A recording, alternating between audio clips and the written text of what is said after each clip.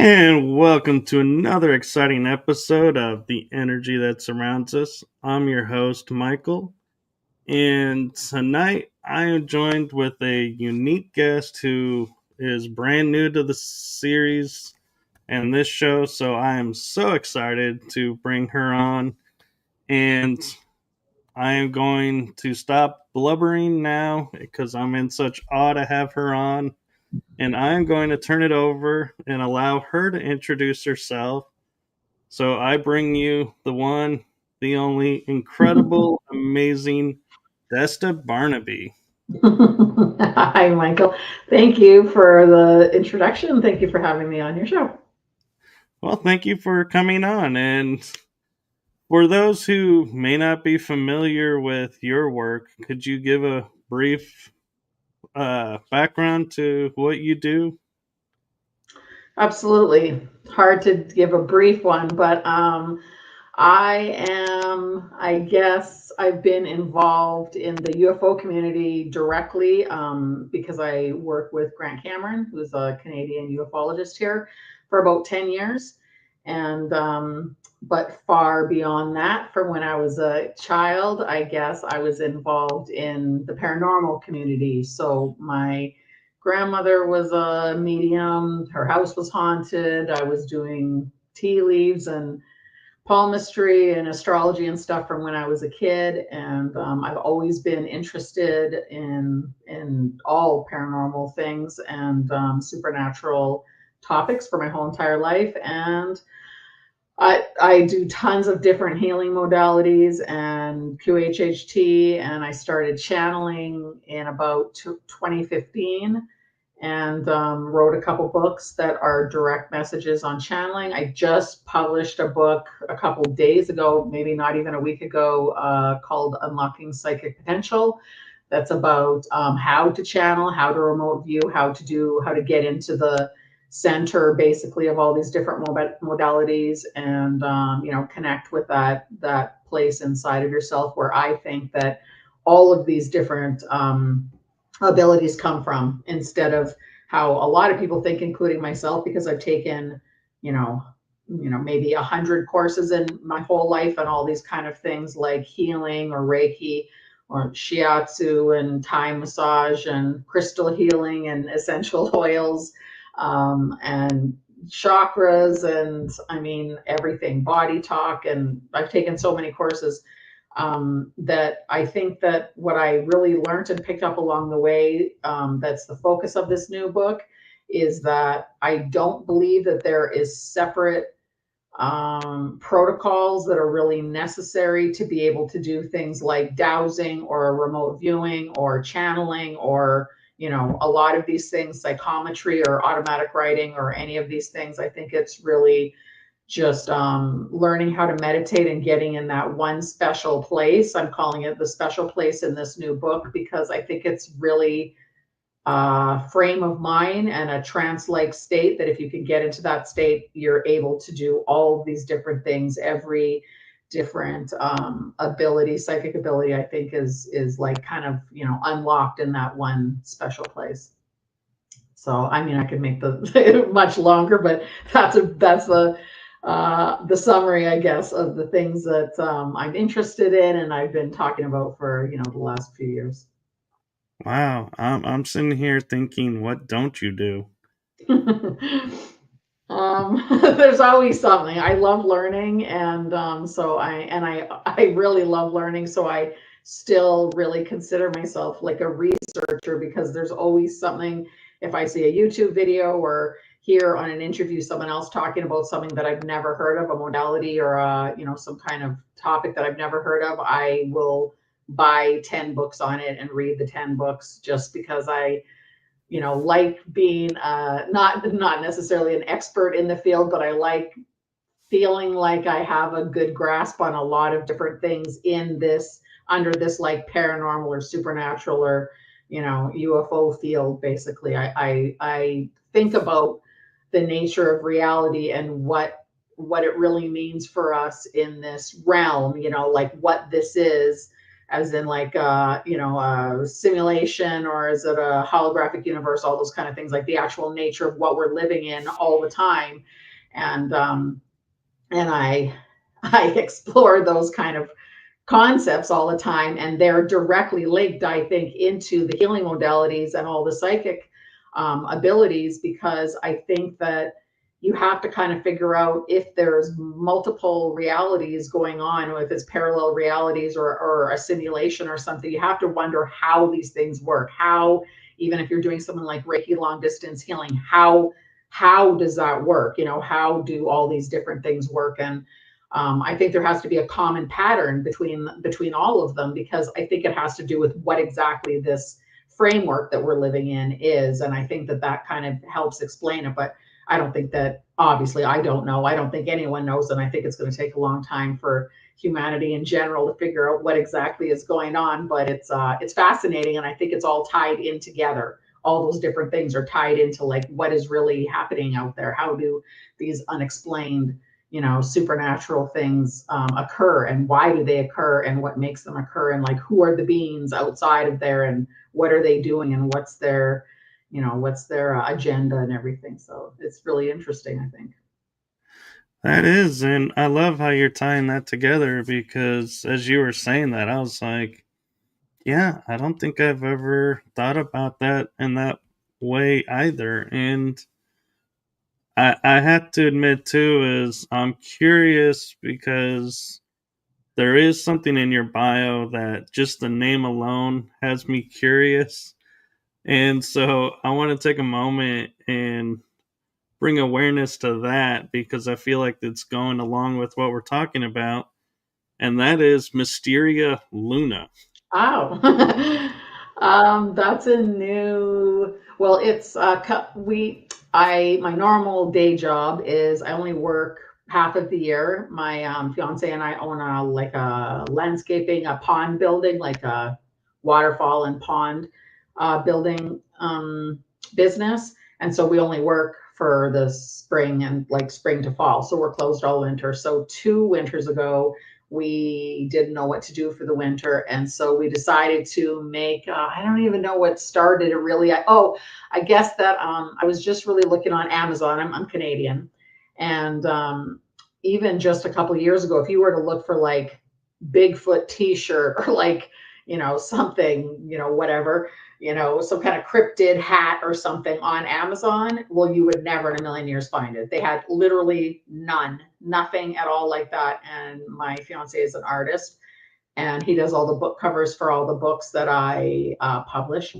And so he was saying, like, maybe we should make some paranormal stuff. Why don't we start making Bigfoot and Skinwalker Ranch stuff, and alien stuff and everything. And so I guess I don't know how we came upon Etsy, but we somehow figured out Etsy and then made a store out of it, made a ton of shirts and hoodies and stickers and patches and mugs and everything, basically. And we were going to start a podcast, but then it gets back into the spring, and then we're at work, and we work a lot of 6 days a week for the whole summer, because we only work in the summer. And then we just get so busy we can't do it. So then the next year was last year, and we had a lot of renovations and stuff to do. But we started saying, well, maybe we should do something else. And instead of starting the podcast, we started a YouTube channel.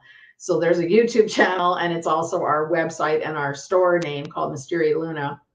And we tie in really short, like 10 to 20 minute like scripts about different things. We highlight a lot of our favorite authors' books or whatever, like George Hansen and The Trickster and the Paranormal, and The PK Man, Jeffrey Mishlove and Grant Cameron's breakthrough book. So we will focus on one of the books, and we do a lot of AI generated images and like really short videos, and we have a script. And so it's we're just trying to get some of these really crazy, bizarre AI generated images of these crazy, demons and angels and everything, anything paranormal, like Bigfoots and cryptids and like anything we can think of. And yeah, so we're doing quite a few, we've done quite a few of them now. And it's really fun. It's a good creative outlet because it's like a short story, creating a short story. My husband does the music as well, like creepy music in the background. And then we make the script and we have, a generated voice say the script. And then we edit in a whole bunch of these really crazy AI generated images. So it's kind of like a little really short documentary if we had the ability to do anything bigger, but just for like little 10-minute videos, it's really fun. That's what we're doing this winter. That does sound fun, and I think they even started calling those shock docs. I think here in America. Yeah, we were hoping to be able to do like a documentary style one. I broke my leg a couple months ago, so our whole winter has been totally uprooted and is nothing except for I walk from the bedroom to the office here and that's it. We were going to be going. We had a few topics in mind and people that we were going to go interview and try doing short documentaries with over this winter, but yeah, that didn't happen. So then we ended up like being able to get a couple of these AI programs that could like really make crazy stuff. You have to input, the proper prompts and go through like a lot of them, generate a lot of them, but there's some that are pretty crazy. So we're like, oh my God, can you imagine if we could do this? And we somehow got it together and, we've got a little template of how we do them now. And yeah, it's really fun. Very cool. And I gotta ask because I do a show with a friend in the UK.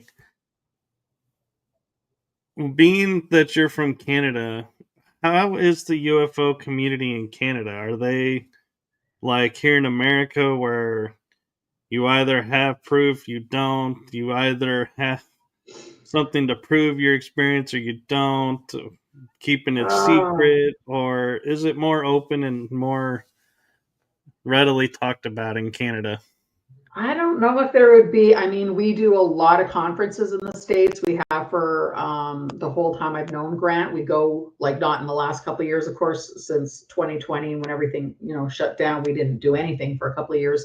But before that, we did quite a few of the biggest UFO conferences. We went to all of them. Grant was usually speaking. I helped run some of the conferences. And yeah, we went to quite a few of them. So most of the community that we know, I think, is generally Americans. Of course, there's a lot of Canadians. There used to be one conference, UFO conference a year that was in Toronto here, and but I don't know if it's any different at all. I don't know if it would. I can't even say that it would be more open. I mean, there's different like sects of the UFO community. I'm sure or anyone who's listening to this who's involved in that knows that there is like parts of it that are hardcore nuts and bolts people who don't want to hear about anything except for anti-gravity and how the craft works and back engineering stuff and like the government and what they know in disclosure. And there's parts of it that are experiencers who have had certain experiences and they don't know really what to do with the information. Most of them have never been in a community that they were open to be able to talk about it. So they don't really know other people. They were usually, shunned basically by their family or told that they were crazy or that these things were demonic or something if they were from a religious background. So a lot of these people don't know anyone and never had close friends or family that were basically on their side. So it's not until the internet came around and chat groups and stuff where they could actually, connect with other people and started going like, they never knew that there was other people that were having these same experiences. And then there's like the consciousness or like the new age kind of people. Actually, I guess there's kind of the paranormal people too. The paranormal people didn't really like the UFO people, even just a couple of years ago, like people that saw spirit and all these physical mediums and that paranormal community, the ghost hunter community, didn't believe in UFOs. And a lot of the UFO people didn't believe in ghosts. And it was pretty crazy. Like just a couple of years ago, that was still going on. And then there's like the consciousness crowd, which is like kind of, like some of the psychonauts and the people that are like looking into the nature of reality and kind of just like having one big umbrella that is around all the paranormal UFO cryptid community or whatever. So it's quite split up, I think. So it's in Canada it would be the same thing. It would be like it depends what group you're in basically, and because there's not a lot of people that are really the far out, consciousness explorers looking into trying to tie everything into. That's more my vibe, I guess. That's like what I'm trying to do, is tie everything together from like the bigger, broader outlook of just like what is happening, the nature of the reality of our reality, compared to all these other things. But a lot of other people, they're in really rigid little boxes, and each person is, just only the last year or two starting to go, oh, like there's connections between each of these communities. So I don't think there's any difference between Canada or the States. I don't think in that way. It's just everyone's in their own little box, and we just need to like open up everyone's boxes and try and compare notes for everything. I think, because I think it's all the same thing, and that's what we're all trying to figure out. Like what's really going on out there. I agree, and thank you for sharing that. And that brings up an interesting point that I've been thinking about and was hoping to ask you, and I was trying to figure out the right way to ask the question. And that is, with all the healing modalities that you've studied, Reiki, quantum healing, hypnosis technique, and others, do you feel like your background and possible experiences with UFOs has impacted which healing modalities you're drawn to and use? Or do you feel like they're two separate things and you're trying to figure out how to make them connect? That's really a tough question. I think that I, it's a tough question. I never really thought about it actually, so I'm trying to think of it. So like I started doing a lot of my healing stuff when I was 18. When I was 18 is the first time I took a course. That was my like Reiki level 1 course. And I've taken a ton of things since then, and I've seen UFOs at different times throughout my whole life, pretty consistently since I was a kid. But when I was really young, like 18, or like when I was younger, the things I would see would be like lights in the sky moving around. And that's really hard to be able to, say that that's a UFO. We would say, oh my God, it's a UFO because it's going this way and then this way, and planes can't do that. But like in the 80s or the 90s, no one really knew that much about that kind of stuff. And there was no internet. So you'd only have a couple of UFO books, and that there wasn't enough information. And I was a lot younger. So I don't know that. So I was just taking whatever healing modality in those days that I thought would make a difference for my own life. I got in a car accident when I was 18 and had a lot of back problems. So I was always just trying to take something to practice it on myself to bring myself relief, and then hoped that at one time in the future I would take enough classes that I'd be able to open some kind of practice, where I would have a whole bunch of different things that I would be offering. But I had a really close encounter UFO experience in 2012, and like a really close one. And after that, I did start being able to do a bunch more things. But I also think, yeah, so maybe I never really thought about it, but I had a bunch of weird things happen 2012, 2013, 2014. And then I started channeling, and I kind of feel like channeling is the best, or I guess maybe I've realized since then about this thing where I think that there's only one real way to do all these things, because without taking courses but knowing how to channel, and I taught myself how to channel, I didn't know how to do that. I have been able to prove to myself, I don't need to prove it to anyone else, but to myself, that I can do all these other things, psychometry and remote viewing and all these other things. And that all came from channeling, and that came from, I think, my 2012 UFO experience. So maybe that led me into all these other things. I'm actually not sure if it did, because I've always been on like the quest to be able to figure things out more. So I'm not really sure, but I do think that I'm at a point now. I'm also 52, so I mean, I'm at a point where I've been taking this stuff since I was 18, so it's been, quite a journey already. But I do think that that 2012 experience definitely spurred on something, or at least I just felt like I could get answers to really crazy questions that I would never normally get. Because, through channeling, it's not like it's just a healing modality where you're just being able to do something. You're getting actual statements, like information, like, answers to questions. So, and you can't do that with anything else really. Dowsing a little bit, and I've been dowsing since I was a kid. So yeah, I would say that the 2012, my UFO experience definitely maybe like shaped me or like led me onto a different path. And that's where, obviously where I ended up right now. And yeah, but it's hard to say because I was doing it from way before that one experience.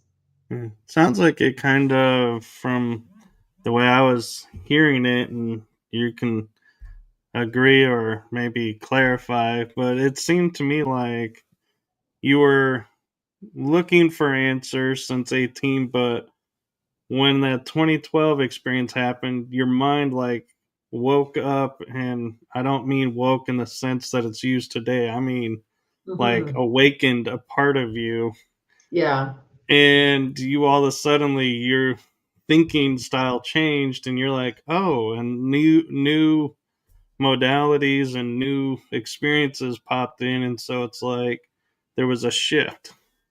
absolutely.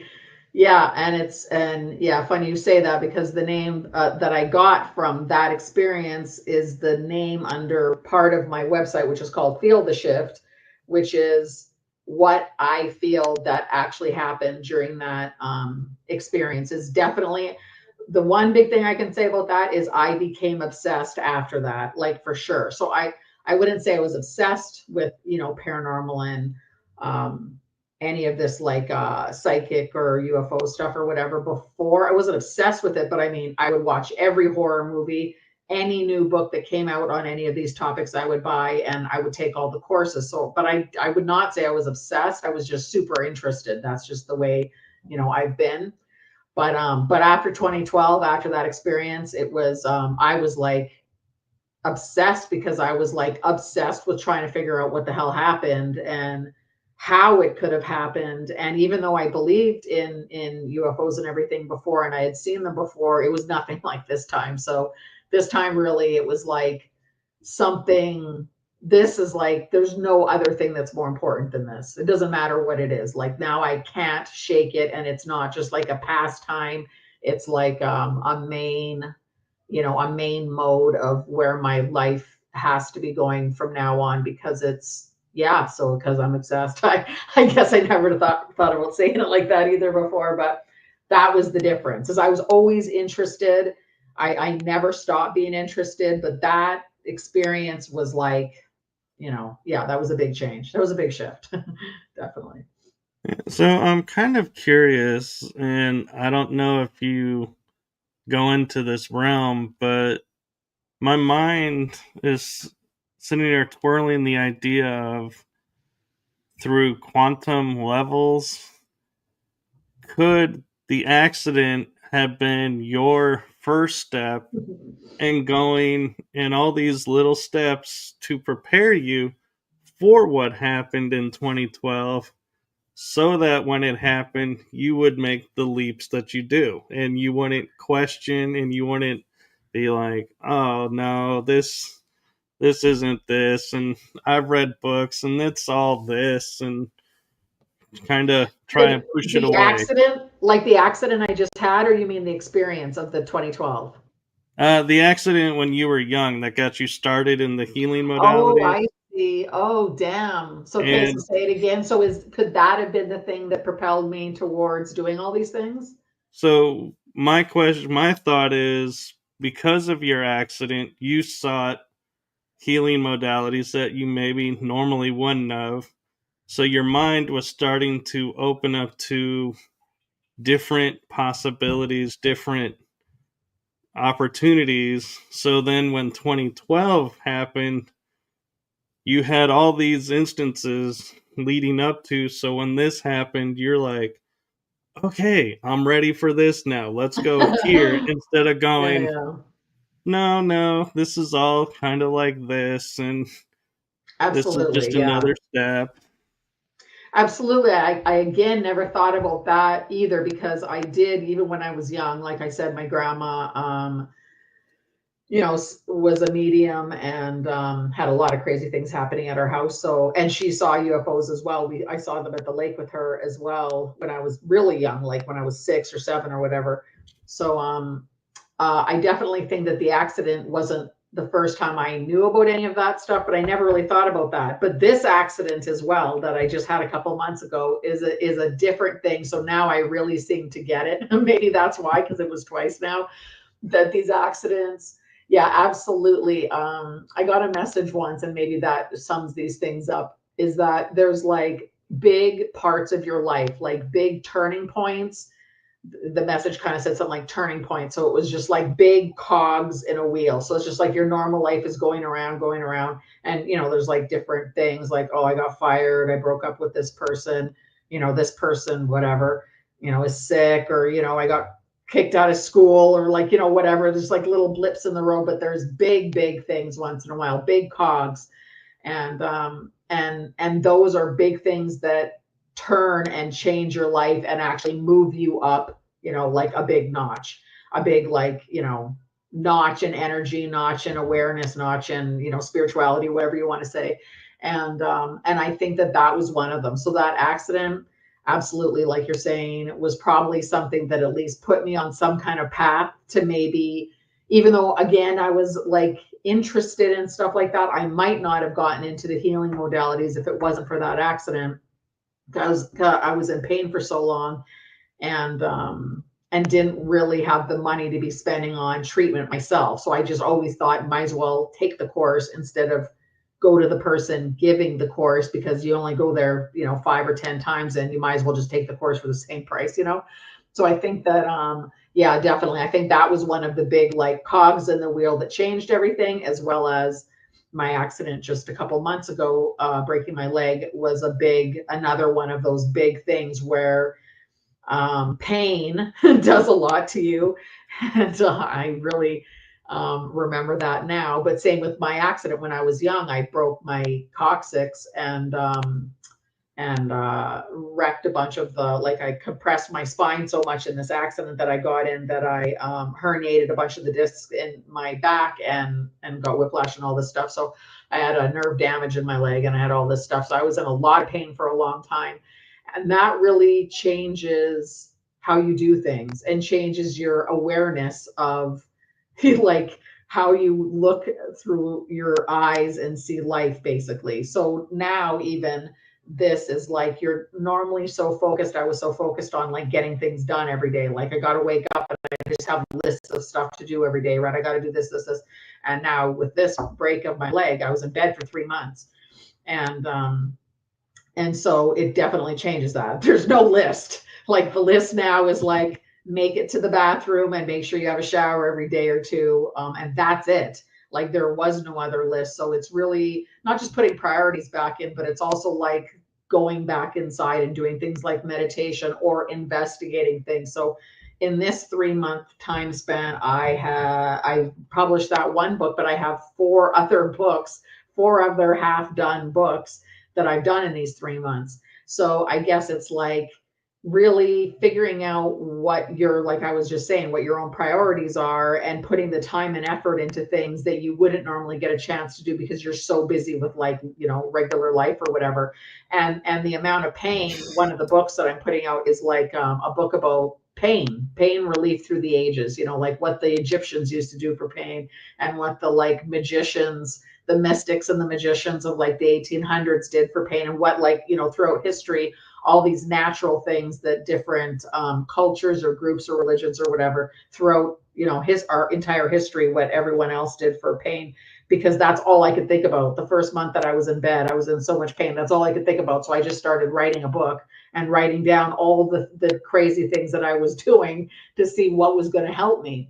So yeah, so I think definitely those two big things, like big accidents like that, are definitely things that like make your brain go, okay, like what is something that is more important than just getting your daily activities done, and what can you do to progress yourself. I always think of how can you like get something out of this downtime. So I just figured these books are like the perfect thing, because I publish books already, so it's easy for me to write and to publish a book. But I never would have put out 4 books in a season. Basically, in a million years I would never have had time for that. But it really like made me break down things that I was really interested in, figuring out what other people might be interested in, and then narrowing it down to like creating an outline and actually being able to start writing a book on it. So it definitely changed what I was supposed to be doing, and so did that one when I was a kid. So yeah, absolutely. Good question though, because I haven't really played that part into the big game, but absolutely that was a big part of everything. That could have been everything. Yeah, for sure. Well, that actually led me up to possibly another great question for you. And that it's something that I've recently been thinking about, with similar, as I mentioned to you, having a leg injury. Mhm. And my question is kind of a two-part question. First part is, from your first accident when you were young and the healing modalities that you learned to help you there, which one do you think helped you the most? And knowing what you know today, is there a modality that you would have used different back then to help you? And the second part of the question is, do you want me to give it to you now or wait till you're done No, with the I'll first part? I'll answer the first part before I forget. Um, it's funny because I tell people that QHHT and dowsing are my two go-to. So I also offer Reiki and long distance Reiki. I've been doing it since I was 18, and I'm a teacher, and and uh, and I really believe in Reiki. But when it comes to depending on what the injury, I guess, is, but it really comes down to, for me, that QHHT is so good, because I think the part when like the practitioner gets to talk to the person's subconscious or higher self, that's part of the second part of a QHHT session. The first part is like the past lives. You spend half of the time, people are usually down for 2 hours. You spend the first hour going through past lives, just as really just a novelty, just to like kind of like figure some life lessons, and like answer any questions, even subconscious questions a person might have as to why certain things are happening, questions that they don't even know that they would have. But the second part of QHHT is the most important part, in my opinion, and that is when you talk to the person's higher self, or Dolores Cannon would say subconscious. So when you do that, like I ask the person, the client, to give me a list, like a full page of questions any question that you can think of, right? I don't know if your listeners know much about QHHT, but you're supposed to get from the client a bunch of questions. And I always ask for one piece of paper filled with questions. Maybe we won't get to all of them, but most of the time you get to most of them. And of course, those questions could be anything from, why do I have such bad luck? Why did my dad die when I was a kid? Why did I get in a horrible car accident when I was a kid? Why do I always have pain? Why do I always choose the wrong guy? Why don't I have any money? Why doesn't matter. Why do I have a reoccurring dream that I am on a spaceship my whole life? Why it doesn't matter. Any question that you don't know the answer to, any question at all. And you get a list of those. And when you get to talk to the person's subconscious and ask those questions, that is the part of the session that the people end up crying, like 99.9% of the time. I don't think I've ever had anyone who hadn't cried at that point during a session. That is the part, because being able to answer yourself. So these people are talking to you, right? You have like an audio recorder, you're recording them. So I'm asking them the questions that they gave me on the paper, but they're obviously the ones, under hypnosis responding.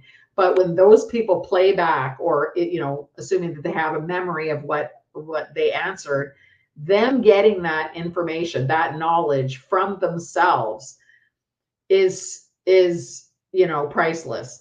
So you could say that, I went to a psychic and the psychic told me that I was the, whatever, the Egyptian priestess in my last life. Well, in my opinion, obviously I believe in psychic abilities, but I've had a lot of people tell me a lot of things. I take those with about 25%. I believe those about 25%. Like, I don't really believe, because there's no proof. It's just them saying anything. Even if I think they're really good, I'm so insanely skeptical. I just don't believe that, really. But if I get hypnotized and you're asking me a question and I'm responding, and then when I wake up, I really can feel that connection still, and I'm still super emotional about it, and I'm the one that said it, well, then it's not like you're just, making up something to tell me because I'm paying you to tell me something and to tell me a good story.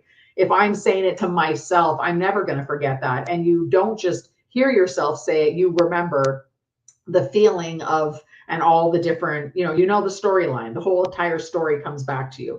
So that is hard to beat. And that is why I wanted to learn the channeling, because I think channeling is the same, where I can ask a question and get information back. There's nothing better than that. And so for QHHT, for people who have, a lot of people are terminal. Most of the people that I was regressing for quite a while had terminal cancer, and it's like, it was their last stop. They don't know what else to do. They're terminal, so the doctor can't help them. No one can help them, so they're just trying to get any kind of answers. And QHHT, I find, is the most important one, but also the quickest one, if you're just trying to get answers, I would say, is dowsing, health dowsing with charts, dowsing with charts. Those are my two favorite go-to healing modalities. But the go-to thing that I do, if I like have cramps or like have like some small problem on a daily basis, I instantly do Reiki still, which is pretty crazy because that was the very first thing I learned when I was 18. But it really works. Like just doing Reiki on yourself really, really, really, really, for sure, absolutely works. And so even when I hurt my back when I was 18, I was Reikiing myself all the time. The very first thing, when I was lying outside screaming my head off when I broke my leg here, Reiki is my go-to instant thing. I can't go and get a dowsing rod and get my charts and like be doing that when I'm out there. So it really depends on what the injury is and like what you can jump to. But I was meditating and trying to channel, and that's the same thing as the QHHT. When you're talking to the higher self, that's how I learned to channel.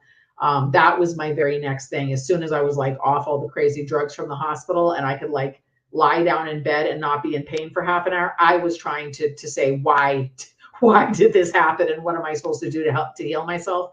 So I would say Reiki is such a good instant, something that anyone can do to themselves right away. But the getting into your own higher self, or however you want to call it, and being able to get those answers, like, I mean, that to me is the most, not just rewarding, but it's the most interesting, and it blows my mind every time I do it, because the answers that I get back are things that I've never heard about.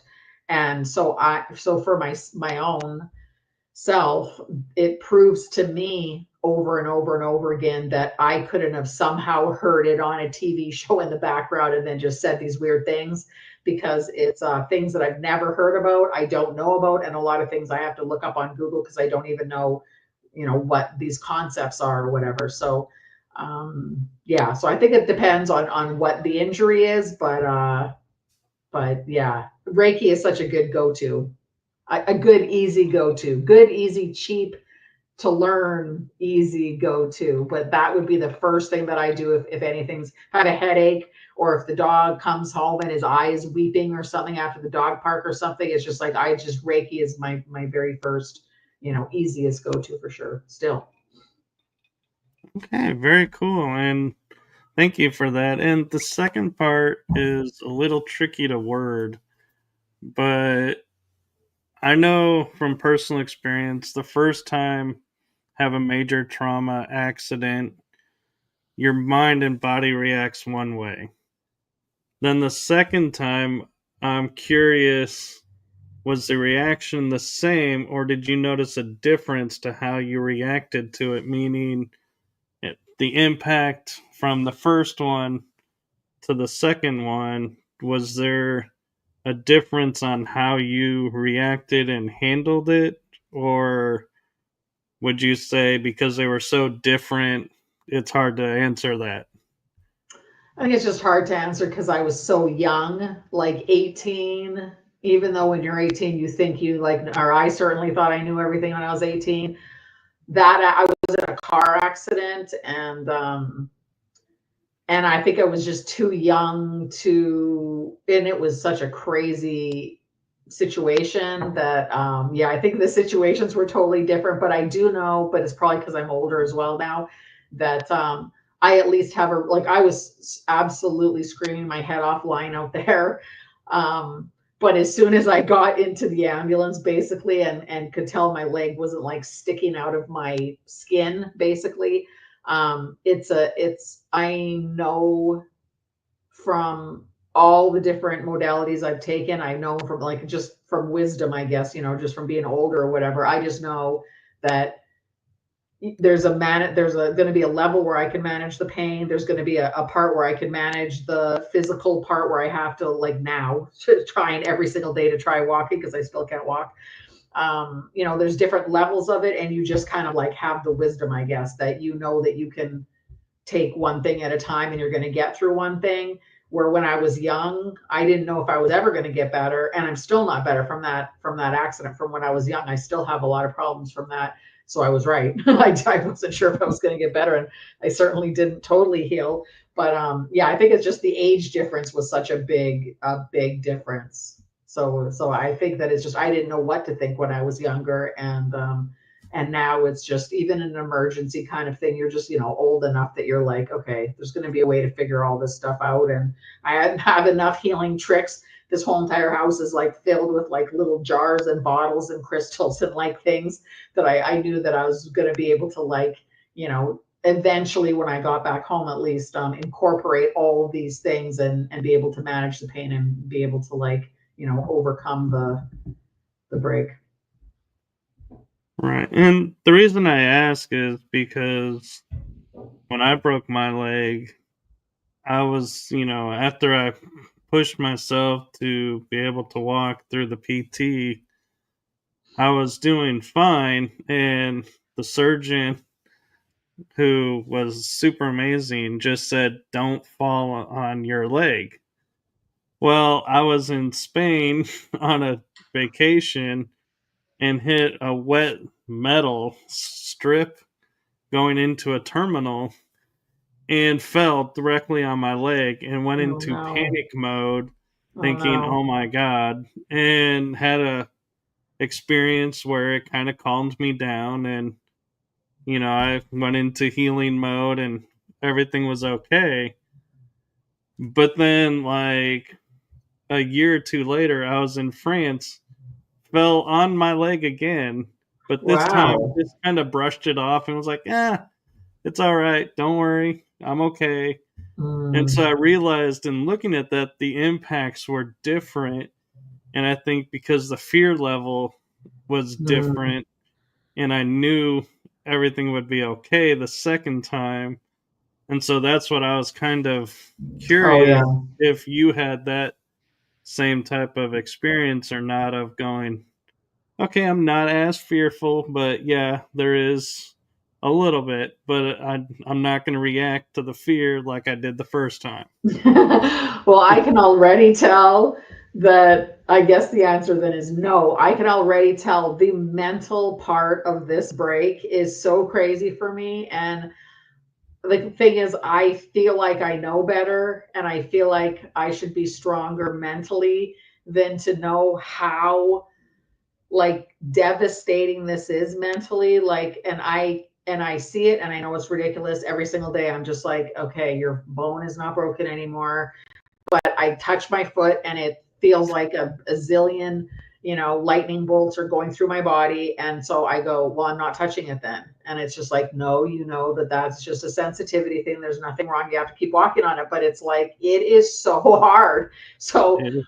So never mind my first accident. I already know there is like a PTSD mental component to this break that I'm never going to get over. Like, hopefully before I die, I'll get over it. But I already know, like what you're saying, when I travel, and I travel a lot too, and I was already thinking about that. Like when I go somewhere and I'm doing something, I'm already, foreseeing that I'm going to be having some really bad link back and forth. And I was I got a couple PTSD books, and I was like asking questions and channeling on it, and trying to find a lot of information on it, because and looking in chats of people who have the same break as me, trying to figure out, does everyone have PTSD on this? Because I feel like I should know better and I should be able to get over it, because I, knew that that was going to be part of it. And I feel like since I know about it and I'm aware of it, I shouldn't have to deal with it. But it is, you know, I'm definitely dealing with it, and so I already can foresee it's going to be a problem in the future, unfortunately. So, yeah, I know what you mean. So maybe I'll be in your situation as well, where the first time I fall in it, thank God my guy didn't, my surgeon didn't say, don't fall on it. He keeps saying, like, you have so much metal in your ankle, you basically are like a robot. So like, don't worry, you're never, he says, if you fall again, you'll probably break your other ankle. You're not going to break this one again.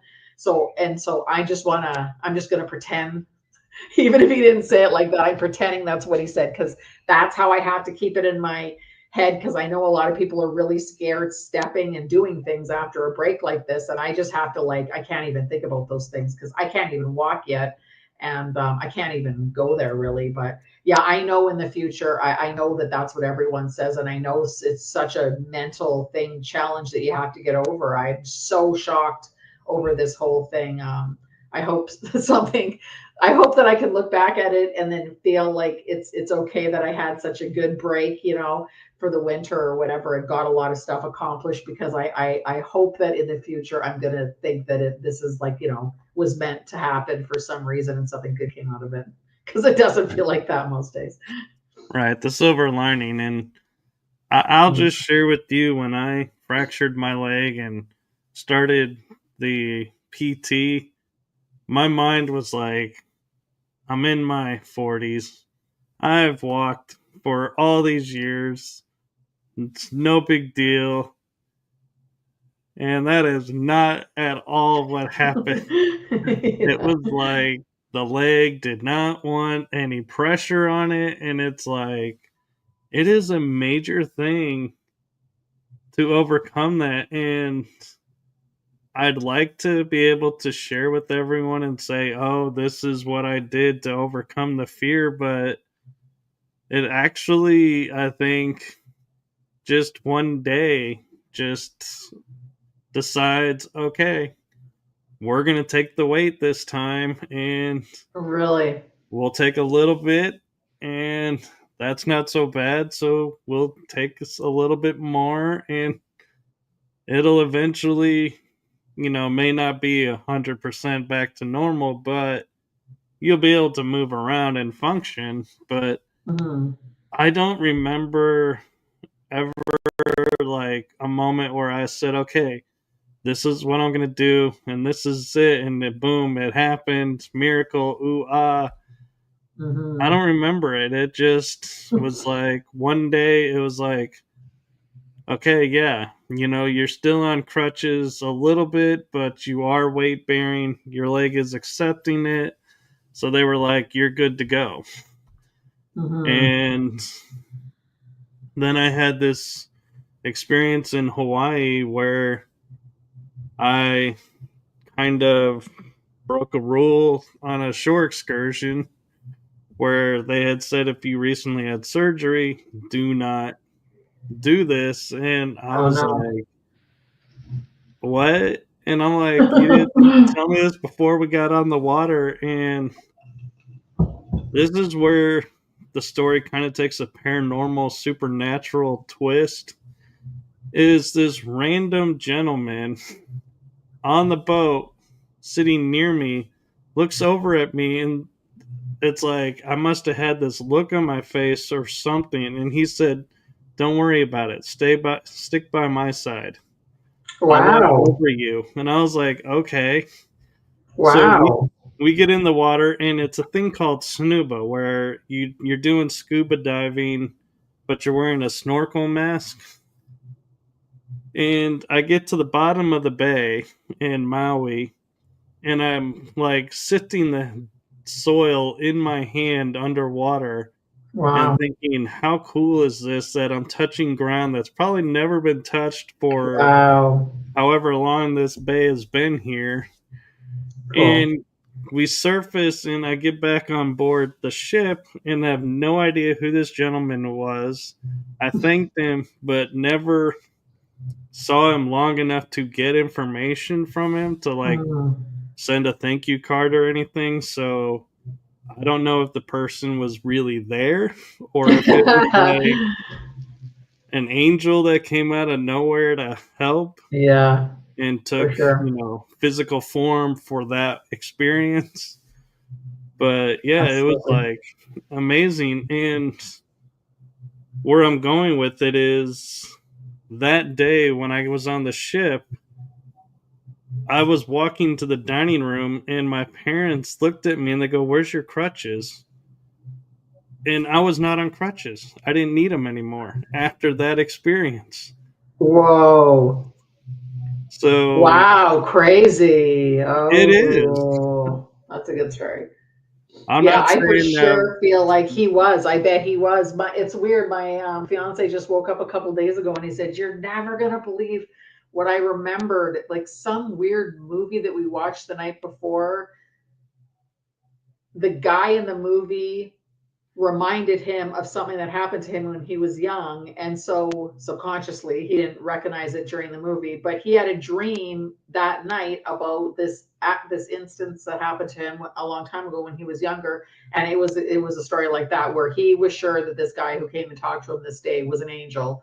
And he says, "I've never remembered this story, and it was only because we saw that guy last night, but I didn't realize it till the middle of the night when I was having a dream about it, and it reminded me of this guy, and I swear to God it was like it was an angel." So, and his story is very similar to that, nothing to do with all that, but it changed his life. After that day something happened and he was different after that. And that guy, he's not really sure. He was trying to convince himself if that guy was real or not, and he had a full conversation with him in the middle of the day when he was walking to work or whatever. So yeah, so that's interesting that you have like a very similar one. So I definitely Yeah. think, especially because you were off the crutches, so even just putting you in a different mindset. So even if he was real, the mindset that he put you in by seemingly reading your mind, right? And then making you be able to do that. And then you're so relaxed and open and like, awake kind of when you're doing such an amazing thing like that. You get up and you're just like on your own little high, like whether it's some kind of brain chemical that's just like, oh my God, I'm in Maui and this is such an amazing thing. So you don't know if it's the guy or the experience, and then you just forget that you even have crutches, and then your body realizes that you just didn't need them anymore anyways. That's a great story. It is. And we're actually approaching the hour mark. Ah, And yes. there's a question in the chat room. Do you feel comfortable and have Of time to course. go on? Or, Of course. all Are you right, gonna read it? well, I don't know where the chat is. Oh, Kids there it Like is. Hell is asking, she wants to know, how do you know you're actually speaking to the subconscious when you're doing the QHHT? I hear a lot about entities pretending to be light beings. Yep, that is a great question. Not even during the QHHT. The QHHT, I think, would be a little bit more, not, the word is not safer, but a little bit more, you should really be talking to the person's higher self, right? So the person is talking, they're not specifically channeling someone, although there's stories like, is it John Burroughs? There's stories even in the UFO community where people's voice actually changes and it sounds like they're channeling in a trance channel way where the voice like Ramtha or something totally completely changes to a different person's voice. But I think that question might have been for channeling instead of QHHT. And in channeling, I 100% hear that question because I have a lot of friends in the paranormal community. like people who have been like, who are parapsychologists who have been doing this for, 50 years or whatever. And after all their research, they are very convinced that there is a lot of negative entities out there, and that's what they say. They always lie. They always lie, and they always say, that they are love and light. And these friends of mine are always trying to tell me, like, you really have to be careful, because if you're channeling, you're opening yourself up to anything. You don't know what's going to come through you. So it's a hard question to answer, and I don't know that I have an answer. I know a lot of people who also channel, and the consensus, I guess, that we all kind of get is that you really have a different feeling when you're doing it. And I would liken this maybe to like a Ouija board. So the general rule or whatever when you're playing with a Ouija board is that you have to be careful. Like that's why it's really dangerous for kids to be doing this, because they don't know how to protect themselves. They are really vulnerable because they're really young. And entities can, like lower level entities, can definitely come through and attach themselves to these kids. So you really have to be careful. But the general rule for a Ouija board anyways is that as soon as and you don't have to have a feeling. You don't even have to say have a feeling in case someone says, well, I just say I don't have a feeling. Just say you don't have a feeling. As soon as the entity starts saying something like telling you what to do or doing something negative, you're supposed to close the session, right? You say goodbye and you put the Ouija board down and you don't touch it again for a couple of days. That's the general rule for that.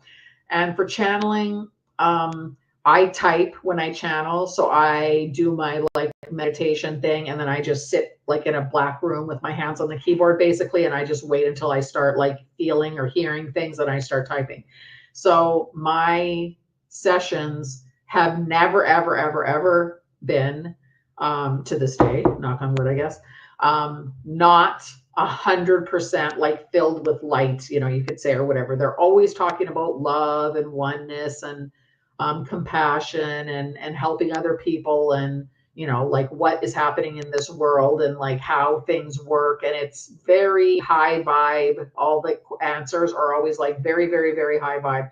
What I would do if I ever had a negative encounter or whatever, if they ever started saying something that was, even if I didn't feel it, but I can feel it.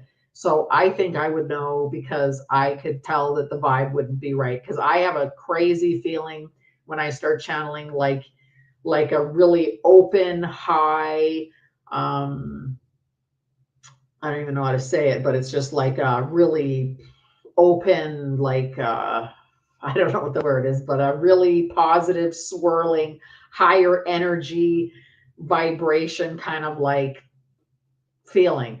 And but I have done entity removals before while I was dowsing. A handful of times I did entity removals, and that is the opposite. So I will not ever do that anymore now, because I did a couple of those, and I was trying to pull entities off people that had negative attachments to them. And as soon as I did it, those entities or energies were in my house. I was doing a couple of times I was doing it on like a Zoom call, like they were in the States or, in a different country. And I was pulling them off, and that entity came into my room and was choking me, strangling me, sitting on my lap, like in my house.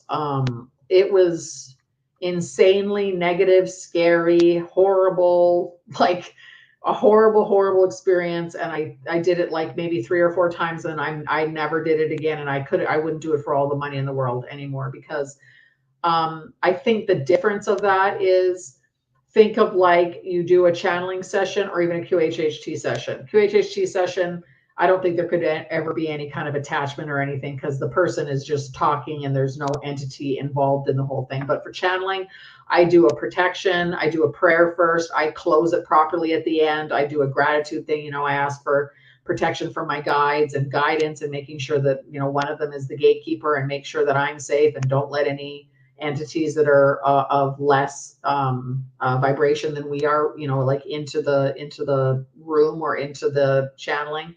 And I smudge first, and I close it properly. I have the bell, I ring it at the end. I do everything that I can to make sure I'm safe. And it's always been safe. the entity removal, on the other hand, I am going and putting myself in a really like precarious and vulnerable position to be thinking, like, in my opinion, I was trained to do this. So I wasn't just doing it for no reason.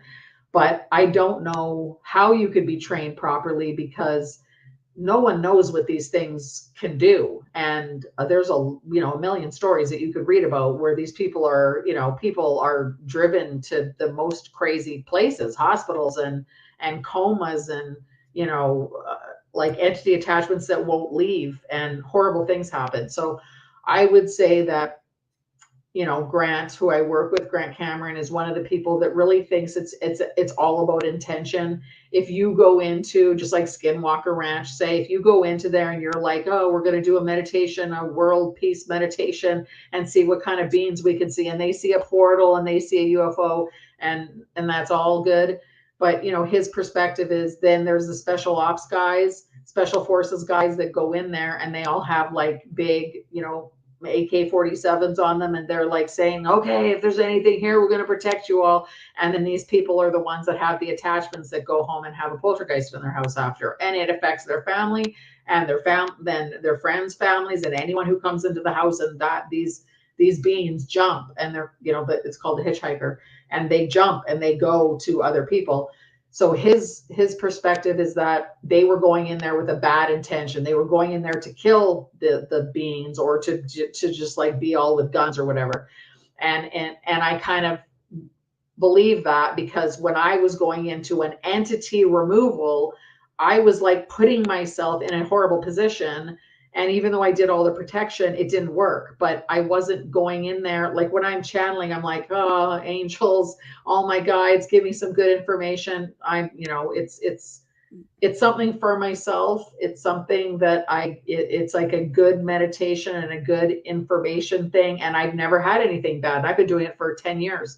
But the entity removal, I only did it like 5 times, and 4 out of those 5 times I had a horrible thing happen.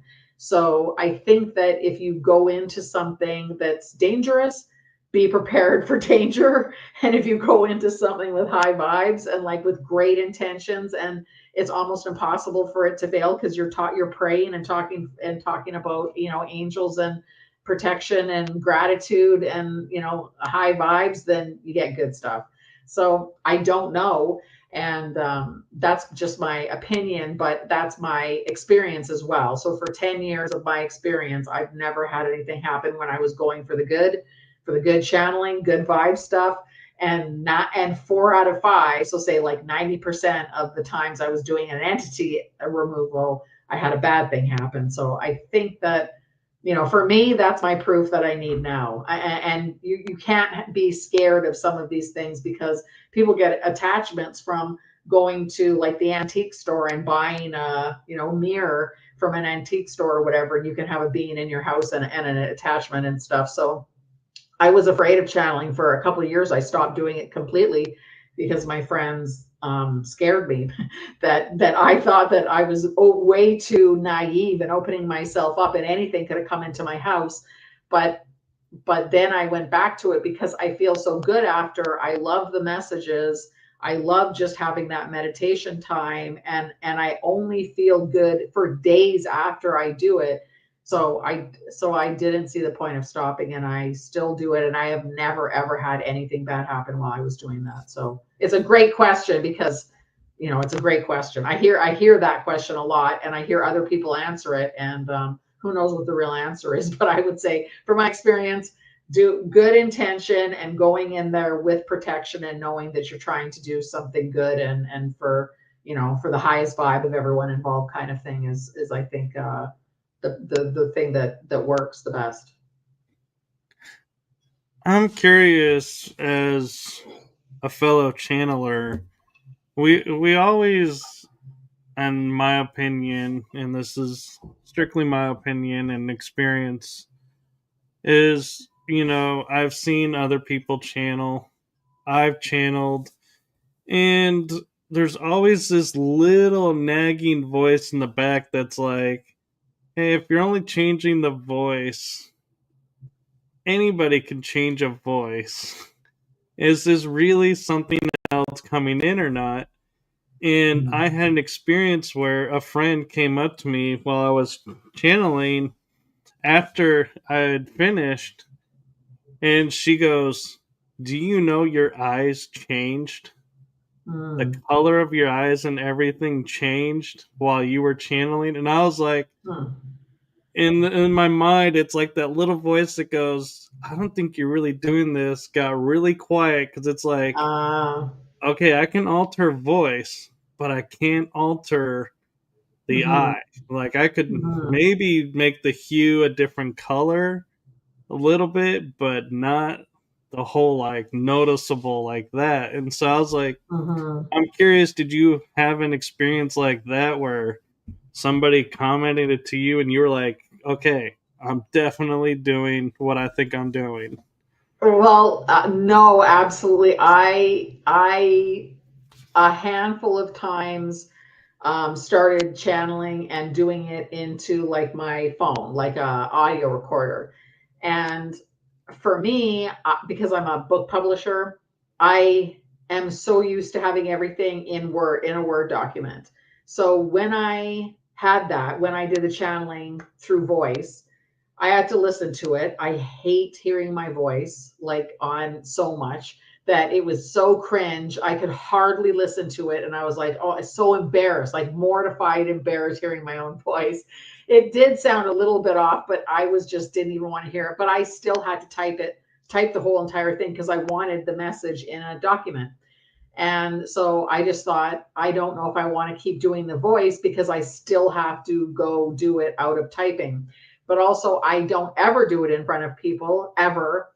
Um, because I'm so embarrassed, and because just exactly like you're saying, I think real channelers, the main thing that, and this is what, so even you saying that reminds me that what I do. So I've been doing it for almost 10 years, and I still like 2 or 3 nights ago, I did a channeling session. And what I always think 100% of the time when I'm done, I always do it at night before I go to bed because I'm kind of like, tired already and my brain's more shut off at night than the morning. So I always do it at night. And I did it.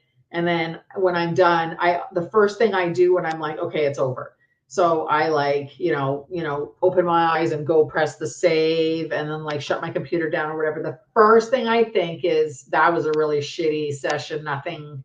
And then what I always think is there was no new information. It was just the regurgitation of, well, it's all love and light. That's what I always think. There's nothing new. It wasn't really good. It wasn't a good one. And the crazy thing is, and I don't know why I can't get over this. I've channeled hundreds and hundreds and hundreds and hundreds of times, say 500 times or something.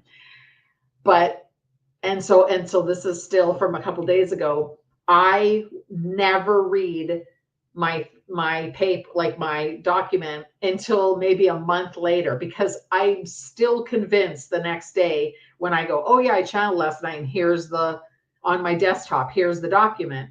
And I look at it and I go, oh yeah. And then I just go, oh, but it was a shit. It was like nothing happened. So I don't read it. And it's not till like a month later, I go, oh my God. I start reading. I go, babe, come here.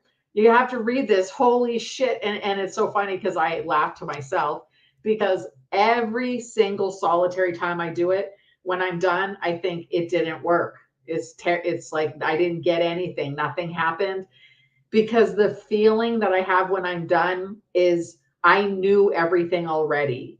So it's like hard to explain what that means, but it just feels like nothing new, no new information came. It feels like I just finished saying stuff I already knew. But when I read it, it's always new stuff. And I think that that's what that little place is. Like when you're in, like the place where you can actually get the messages, you're in this you could say I would never say the Akashic records, but like you're in this like realm where all the information you do know everything. It's just like a regular, like how I know everything that I know now. Where when you're in a real channeling state, you have access to so much information that I think when I come back and I'm just like saving my document, I go, oh, it was just nothing. Like there was no new information. I remember like everything that I said, I already know that. I already know it. It's like hard to pick the words to say, but I just know that then when I go back, I'm like, oh my God, I don't even remember doing this. And I always say that I don't even remember. It says that I did it because I always put the date on it.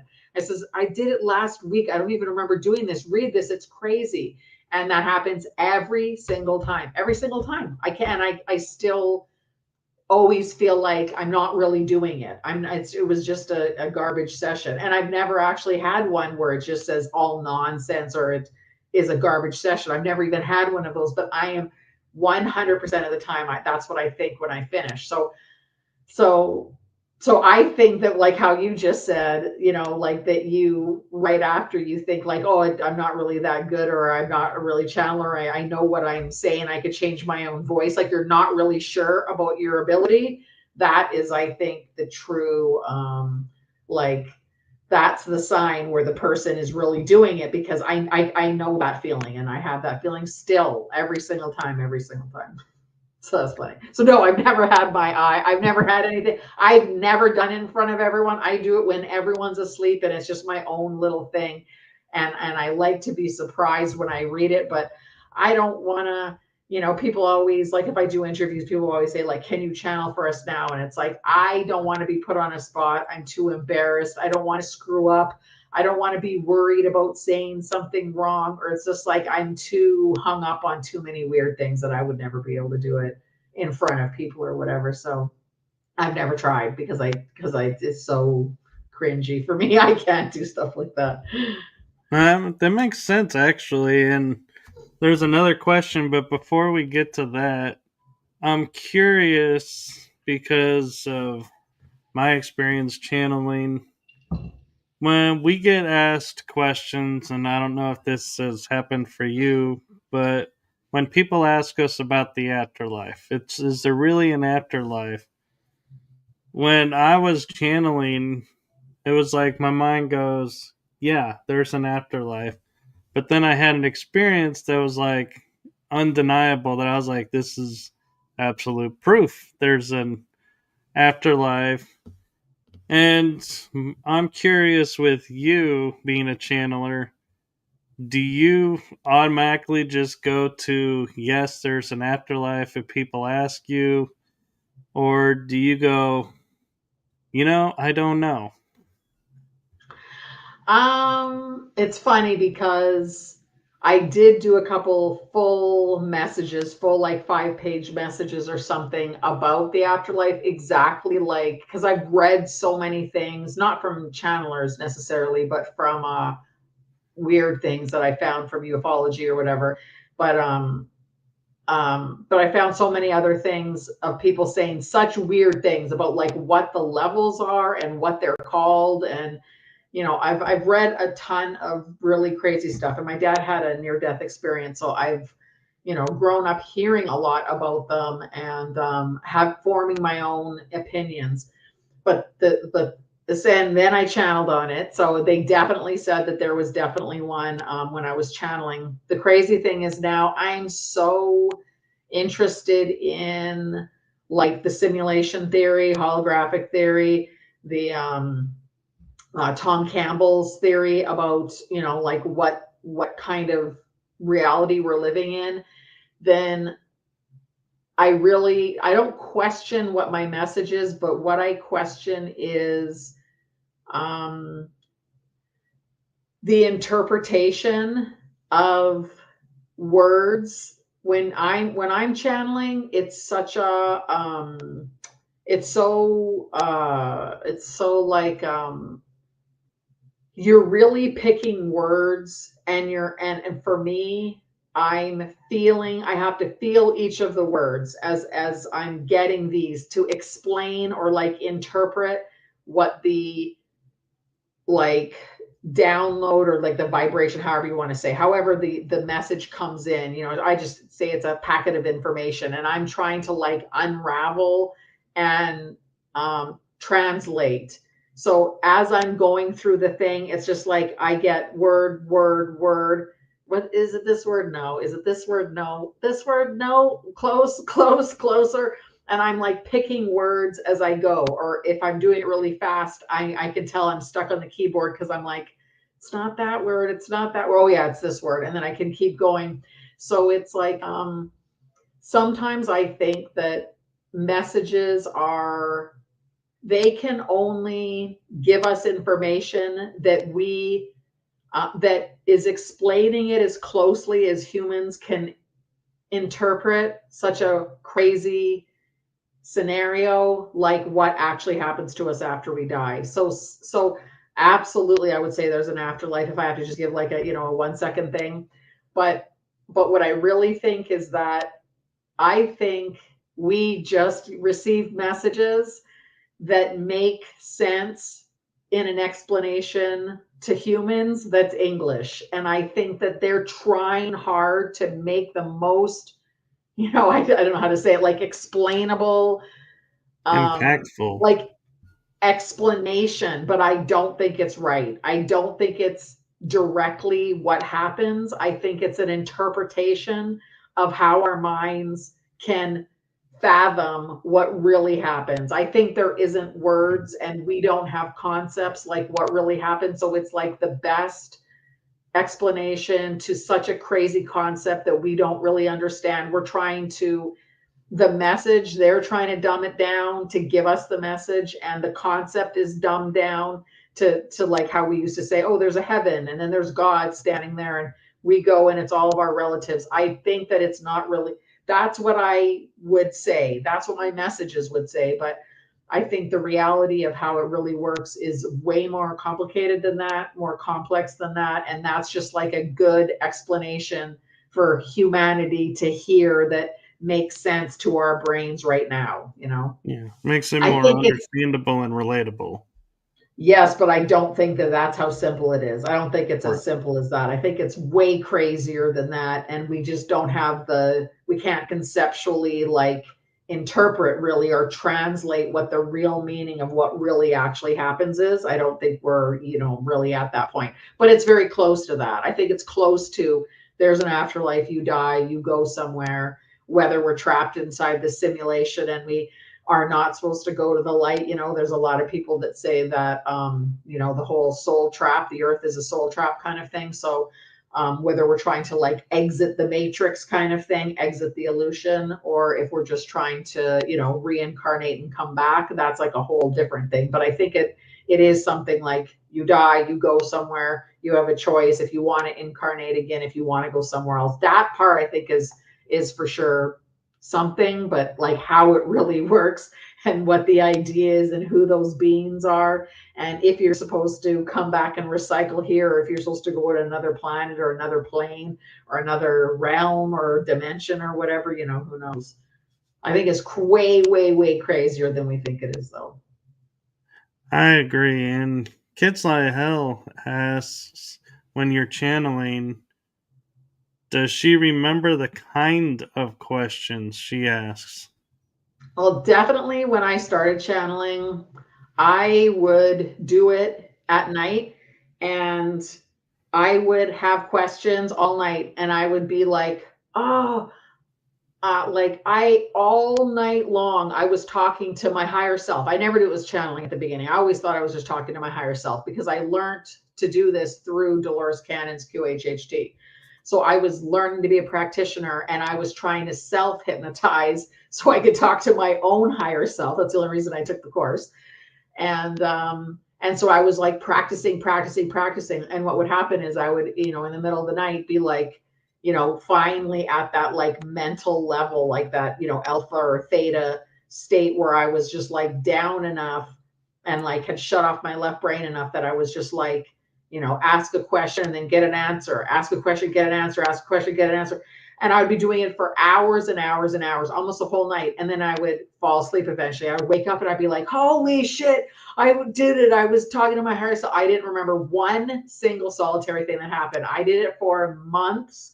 I never remembered any question at all. And then so it would get to the point where I would be asking a question. And I was like, at one point I was asking like all like different people I used to date and like why they were such assholes or something. I was like, why did this person do this to me? Why did this person do this to me? That's like the kind of questions I was asking, like going through the timeline of my life and asking why every crappy thing ever happened to me or whatever. And I remember that the whole night I just kept saying, just remember this, remember this, remember this. So it's like, remember one question, one question. And then I would fall asleep and I'd wake up and be, oh, I almost remember. It was almost. And it took me months, I'm not joking, months to be able to remember one question. And it wasn't until like the year after. So I did that for, well, at least 6 months after. And I one time I was in Ireland actually. And I was like, I fell asleep and I was in the living room or whatever, the place I was staying in. I fell asleep and I woke up and I was like, something made me say, like, just get a pen and paper. And because you're so in the sleep state, because I was just asleep in the middle of the night and I was going to wake up and go to my room and go back to bed from the living room couch. And something just made me say, like, just get a pen and paper and try and go to sleep while you're holding the pen and paper, and then try and see if you can like get a message, because you're like in and out of sleep because it was like 2 a.m. or whatever. And so I would like try and pretend I was asleep and try and just say, do you have a message for me? And I would go, oh my God. And it would be like, was like one word at a time. It was like this really weird little poem, and it rhymed, which is really weird because you couldn't pay me to be able to just like come up with like a bunch of rhyming like poetry or something. But it was just like I would get one word at a time and I would like open my eyes and write it, close my eyes, and I could never remember the word I wrote the 1 second earlier.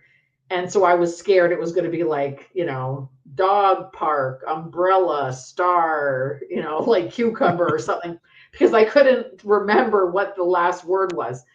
But so I would like kind of like go back to sleep, and then I'd get another word like hello, go back to sleep, like are you, or whatever it was, these really, really short ones. But and then when it was done or whatever, and I was like, really, like I better wake up and go to bed, I would read it and it all made sense. It was like real sentences, really short, like 3 or 4 or 5 words and just like 5 lines or whatever. And I was like, oh my God. So that's what made me start doing it. And when I started doing it, instead of going to sleep and doing it all while I was asleep and not remembering it, I started doing it at night, having a pen and paper by my bed and just kind of like going to bed and then saying, okay, one question. I just have one question, just remembering the question, and then trying to get an answer, and then like open my eyes and write it down and then close my eyes again. And it took, that was at least a year. And it wasn't until I was like, I took like courses about, whatever. So I know how to type really fast. And so it wasn't until one day I thought, why don't I just sit? Because if I could just like be in some kind of trance-like state, close my eyes, but have my hands on the keyboard, then I could just type. I know how to type with my eyes closed. So that's what started making me do that, is I could just like type and type and type, and I never have to open my eyes. I have to spell check a little bit after, but I could just type and type. But it was really hard. It was a long process. But so at the beginning, I never remembered, to answer your question. At the beginning, I never even remembered anything. I didn't remember the questions I was asking. I didn't remember the answers. And then when I progressed, I wouldn't ever even remember the word before I was writing it down. And now when I do it, I actually do it and I have a question. I do it, and I do a lot of work on like missing persons cases. So a lot of times I'll just say like, okay, look at the picture of the person who's missing, and then I'll on my computer, like on my document, I'll put the person's name, the date that the person went missing, and like the city that they went missing. And I'll have my hands on the typewriter and I'll just go into the meditation and then just like be thinking about the person, the date they went missing and what it was. And then just say, just give me information on this person. Like what happened? Where are they? Like whatever information you want. Or I can just say, the afterlife. I want to know about the afterlife. And then I'll just like go into my meditation with my hands on the computer. And then, so I have an intention of like one question that I want, and then I go to it. Sometimes they don't even answer that question. They just start saying all random stuff that I didn't ask about. They always say that they'll tell me whatever, I'm supposed to know, not what I'm asking. But most of the time they'll, unless it's a question about me, they never answer if I ask questions about myself. But if it's about other things, they'll always give me pretty good answers.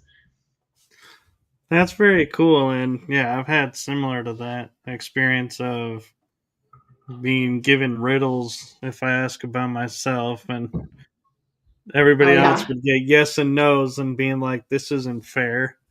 But I'm curious when you mentioned like self hypnosis. Is it wise to put yourself in a hypnotic state? Because how do you pull yourself out? Well, one of the main things that they say about QHHT, at least, that's the only uh, hypnosis course I've taken. One of the main things they say is, or they used to say, I don't know if they do anymore, but they used to say, like, you can never not do this in person. Never. Because, and a lot of people do these kind of things on Zoom or whatever. And the reason, obviously, that you're not supposed to is because what happens if the connection fails? So if you are like hypnotizing someone on the other end and that person is out and like the internet goes out or the connection fails or it stalls or anything, what are you supposed to do? How are you supposed to wake the person up? They're supposed to have their phone off so it's not ringing, of course, so they don't get waken up out of the state, and so you can't call them to wake them up, so you're never supposed to do it online. So that's like what they kind of say is, you can't ever do that because you can't leave the person hanging, basically. But I've done a lot of QHHT sessions, and there's, in the old days, it really seems like a lot of people didn't remember anything about their session, but I have never had a session, not once, with someone where they didn't say, I remember every single thing. Everyone remembers everything. And I read recently in a book or an article or something that someone was saying that everyone does remember everything now. So no one knows why that is, but I think that it's really hard to get stuck in a state. I think that that's not like an old wives' tale, but I think maybe it was just something they used to say to people a long time ago, like, be careful. If you don't get hypnotized, then you're going to go off into some, thing and you're going to end up in an insane asylum or something. I don't, if you, all hypnosis is, even Dolores Cannon's, which is the somnambulistic one, which is a really deep state of trance, you are not in some like la la land. You're just in the same place. That's the same state you are as you fall into dream state. You're not in a different state. So I don't know if new hypnotherapists today would say that and would believe that. I don't believe that, really. So I don't think it's I don't think it would be dangerous. I can't imagine. I've never regressed anyone where they couldn't just wake up like that. You're not forcing the person down. You're just guiding them into an alpha or a theta state, which we go in every time we go to sleep and every time we wake up, every day of our entire lives. You're not in some weird realm. You're just hovering near sleep. So I don't believe that would happen anymore. I don't think it's dangerous. I'm not an expert, so I mean, don't take my word for it, but I hypnotize myself all the time, and it's not like I wake up and I can't remember who I am. Like, I don't know what state you could possibly be in. Like, and I mean, I've done psychedelics, and I don't know, like, I can't imagine what could happen to your state of mind under a hypnosis, because all that is a relaxation and a change in brainwave, and there is no dangerous brainwave that you can go into where you can't get back out of it. So I'm not an expert, so don't trust me if anyone's going to do something weird, but I don't think it's dangerous. And I put myself into that state all the time, and you're just relaxing yourself, right? All you're doing is going close to sleep and then getting out of sleep. You can't, I don't know how you could screw that. Like, I don't know how you could be lost into some place that's a dangerous, like what they used to say. Like, I remember, yeah, anyways. I don't think that I don't believe that. I think it's just something that they used to say because they didn't understand that state of mind in the old days. Trance-like states where when people were like crazy about weed and crazy about LSD or whatever, they were like, don't do drugs. You're gonna get lost in this crazy thing. When I was young, my mom used to say, like, if you get high, you might jump off the roof and break your leg. It's like such a weird thing to say, but that's, like, I think what they used to say to like dissuade people from taking drugs, but now, I don't know, I guess I have a different perspective now that I'm older. I think it's just a state you go, unless you're taking something crazy and chemicals. But if you're taking like weed or you're relaxing yourself or taking something natural thing, it's just like it's a natural state that you go in and out of all the time. I don't I wouldn't worry about any kind of hypnosis, especially if you're doing it on yourself. And it always finds me interesting when we talk about doing stuff for yourself, how so many modalities are like, don't do this to yourself. Somebody has to do it for you. And I think back to the very first thing that, like, I think it was the ancient Greeks formulated it when they were doing medicine. The first rule was, physician, heal thyself. Mm. And it's like, so I look at that and I'm like going, yeah, you have to heal yourself to be able to heal someone else.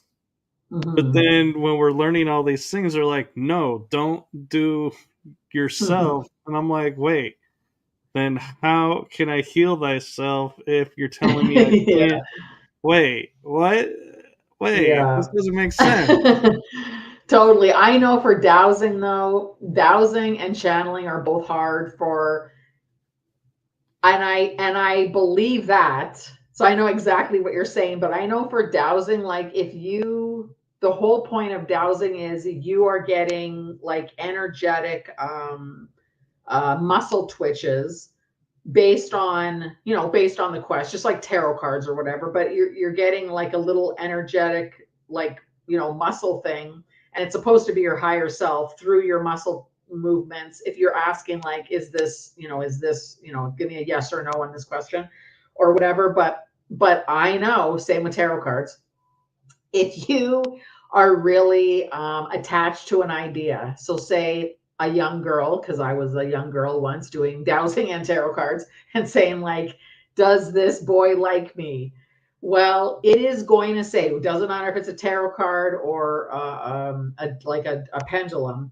If you really want the answer to be yes, so you really want the next card to come up to be a yes card, tarot cards or whatever, and same with a pendulum, it will be yes no matter what.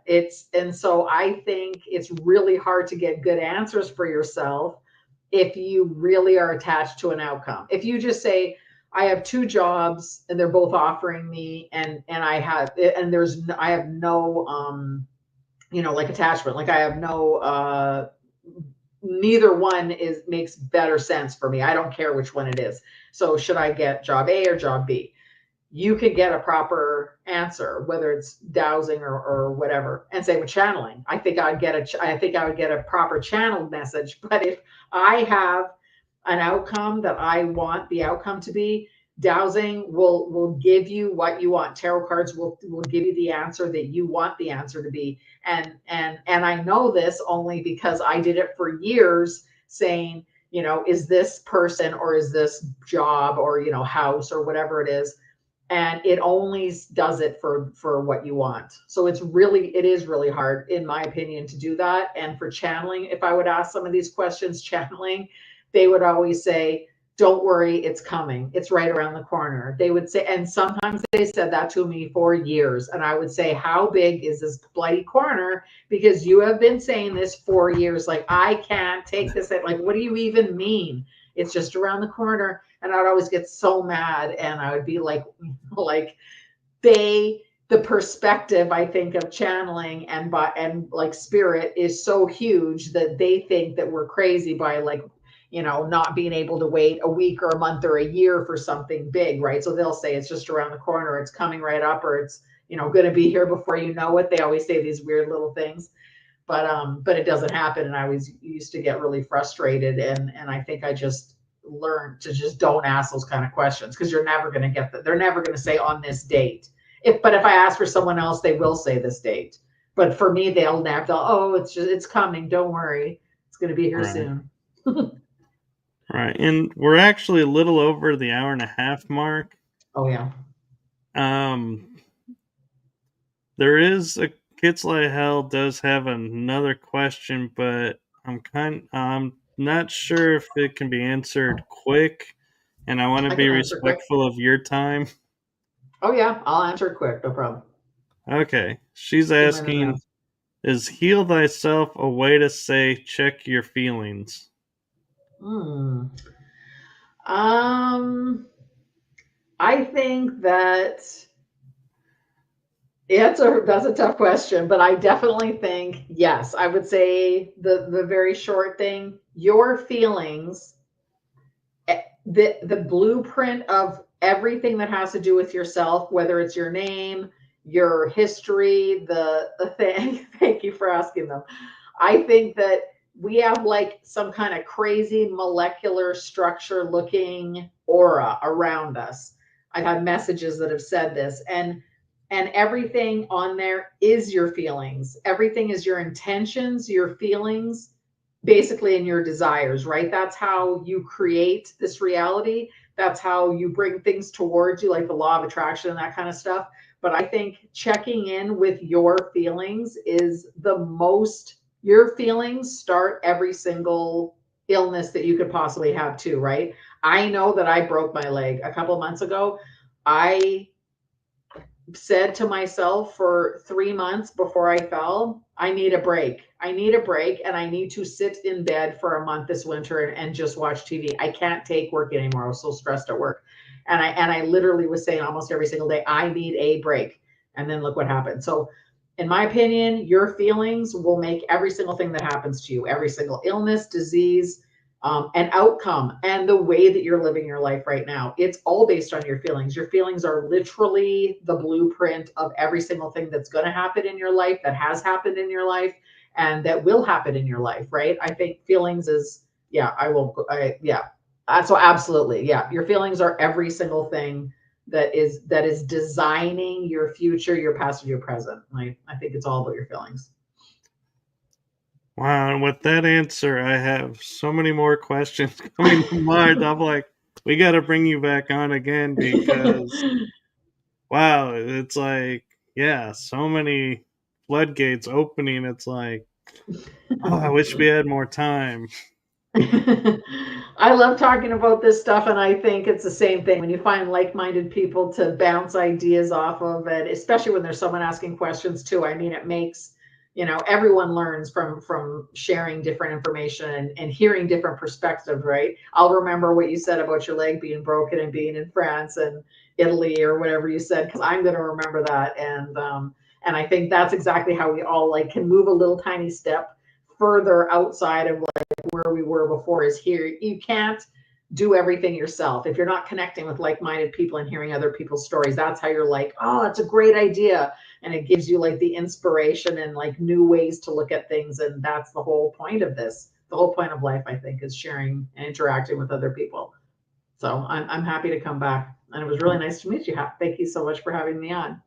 Yes, thank you. And I know the links you had given me and links to your books are in the bio description, but do you want to share real quick how you want people to reach out to you if they have any questions? I don't know if my email address would be in there. It is in my books. I have 4 books. They're all available on Amazon. And yeah, I don't know if I gave you my information. If anyone wanted to reach out, Mysteria Luna, I guess, is a good place too. That's our YouTube channel. You can leave a message in the comments, or we have a website and there's a contact us box on the website. But I can also give my address. My address is in the front page of my books anyway, so I don't think it's a big secret or anything. But I can give you my address to leave in the description, or everyone could contact me on Mysteria Luna. I guess that's a good one. That's an easy one. Okay. Well, why don't we have them go to Mystery Luna because then that brings traffic to your website, Yeah, that would be perfect. Yeah, it's Mysteria Luna. Mysteria Luna.